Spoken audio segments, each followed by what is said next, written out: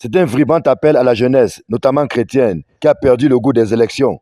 Pour une raison ou une autre, ils sont de plus en plus nombreux qui pensent que le vote est l'affaire des autres.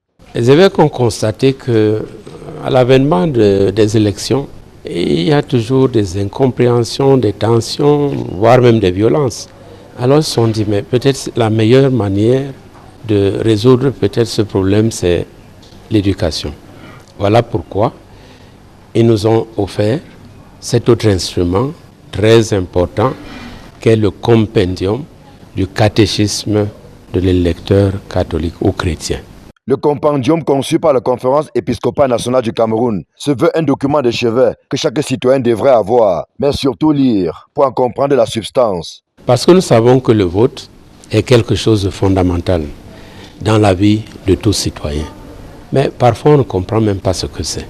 On pense souvent que le chrétien, après avoir reçu son baptême, doit rester dans le fond baptismal ou alors s'enfermer dans une sacristie.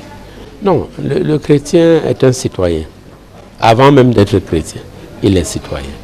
Il est appelé à travailler dans son pays et à participer à la vie de son pays. C'est une contribution des évêques du Cameroun en l'enracinement de la démocratie dans un contexte où le jeu politique divise de plus en plus les Camerounais.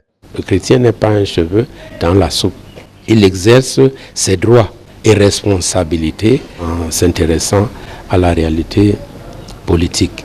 Et ensuite, il y a comme un appel à tous, ceux qui gouvernent, les citoyens eux-mêmes, ceux qui doivent former les consciences, etc.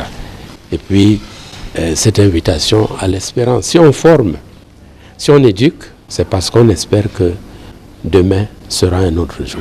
Le document d'une centaine de pages vient en appui à ce que fait déjà Elecam. C'est aussi un résumé du code électoral qui organise les élections ainsi que les conditions de participation.